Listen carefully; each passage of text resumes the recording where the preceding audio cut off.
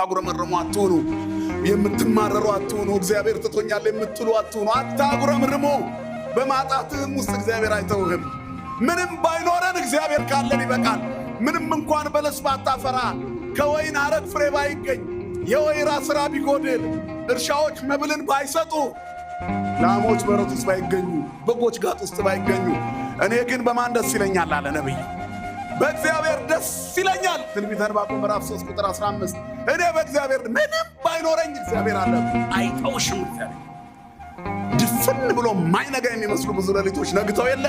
አሁንም ገና ብዙ የሚያስጨንቁ ነገሮች በሕይወታችን ይመጣሉ። ግን እግዚአብሔር ያነጋል። በሱ ፈቃድ የነጋ ደግሞ የበለጠ ምን ይሆናል? ይደምቃል። ግልጽ አድርገን ስንነግራችሁ መከራው ያልፋል፣ ማጣቱ ያልፋል፣ ጭንቀቱ ያልፋል። ግድ የላችሁም፣ ታገሱ። እግዚአብሔር እንባን ያብሳል። የሚጎበኝሽ ቀን አለ። ሰይጣን እርጉም ነው።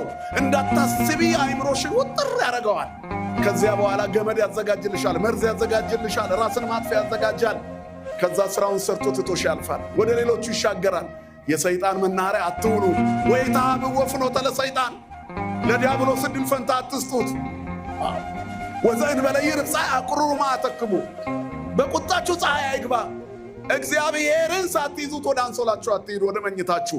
ሙት ራስን አጥፋ፣ ሂድ ራስን ግደል፣ ራስሽን ግደል፣ አጠቅም ይልሻል ሰይጣን። ውሸቱን ነው። የራስሽ ፀጉር የተቆጠረ ነው። እግዚአብሔር ምድር ላይ ዓላማ አለው። የምንኖረው እግዚአብሔር ዕድሜ ጨምሮልን ብቻ አይምሰላችሁ፣ በእኛ ዓላማ ስላለው ነው። በዚህ ምድር ላይ መክሊት የሌለው ማንም የለም። ብቸኝነት ቢያጠቃሽ፣ ዘመዶችሽ ቢረሱሽ፣ ቤተሰቦችሽ ቢያገሉሽ፣ ጓደኞችሽ ቢንቁሽ፣ የማይንቅሽ ማን አለ ከአንቺ ጋራ? ሰማይ ድፍን ያለብን ምድር ተከፍታ እንድትውጠን የምንናፍቅበት የጭንቀት ሰዓት ሁላችንም ጋር ይመጣል። አማትበን እናሳልፈዋለን። ምክንያቱም ማን አለ ከኛ ጋራ? ስለዚህ ሂድ፣ ሙት፣ አድርግ፣ አጥፋ፣ አንድድ፣ ግደል፣ ሙት የሚልን አትስማው። አማትብ። ወኢትሃብዎ ፍኖተ ለሰይጣን፣ ለዲያብሎስ ዕድል ፈንታ አትስጡት፣ አትፍቀዱለት። ሰይጣንን አትስሙት። ወበልዎ ለእግዚአብሔር ወእንበየ በልዎ ለሰይጣን ቅረቡ ሀበ እግዚአብሔር ወይቀርበክሙ ነው። ሰይጣንን እምቢ በሉት፣ እግዚአብሔርን እሺ በሉት። ነፍስ ግደል የሚለውን እምቢ በለው። ዘረኛውን የሚልህን እምቢ በለው። ወንድምህን ጥላ የሚልህን እምቢ በለው። በጽናት እግዚአብሔርን አትጠብቀው አይደርስልህም የሚልህን እምቢ በለው። አልሰማህም በለው። እግዚአብሔር ያውቀኛል በል።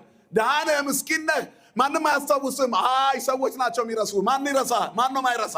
እንደ ዓመት በዓል ፊኛ ውጥር ትሉና ድንገት የሆነ ነገር ስታገኙ ዝናውንም አትችሉትም። ቲክቶክ ላይ 1000 ሰው ሲከተልሽ በቃ ዓለምን በእጅሽ የጨበጥሽ ይመስልሻል።